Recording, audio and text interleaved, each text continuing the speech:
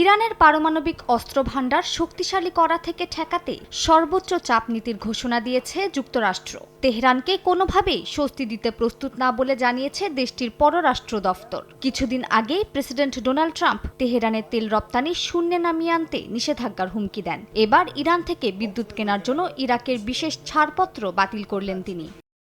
2018 সালে পারমাণবিক চুক্তি থেকে বেরিয়ে এসে ইরানের ওপর নিষেধাজ্ঞা আরোপ করেন ট্রাম্প। একই সঙ্গে তেহরানের তেল ক্রয়কারী দেশগুলোর ওপর ব্যাপক মার্কিন নিষেধাজ্ঞা আরোপের হুমকি দেন তিনি। তবে সে সময় ইরাককে এই বিশেষ ছাড় দেওয়া হয়েছিল।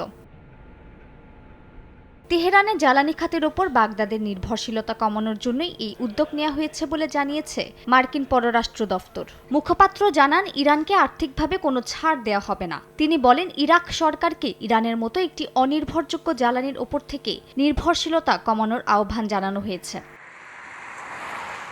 যুক্তরাষ্ট্রের এমন কঠোর সিদ্ধান্তের পর ইরাকে বিদ্যুৎ সরবরাহ ক্রমশ কমে আসছে। গরমে অতিষ্ঠ বাসিন্দারা জেনারেটরের উপর নির্ভর করছেন। ইরাকের বিদ্যুৎ মন্ত্রণালয়ের মুখপাত্র জানান, যদি গ্যাস আমদানি পুরোপুরি বন্ধ হয়ে যায় তাহলে দেশটির 30% বিদ্যুৎ উৎপাদন কমে যাবে।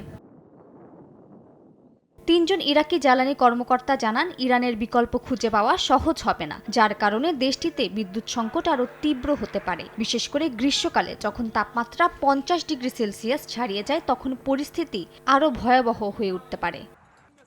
মালিহা সুহরাওয়ার্দী, সময় সংবাদ।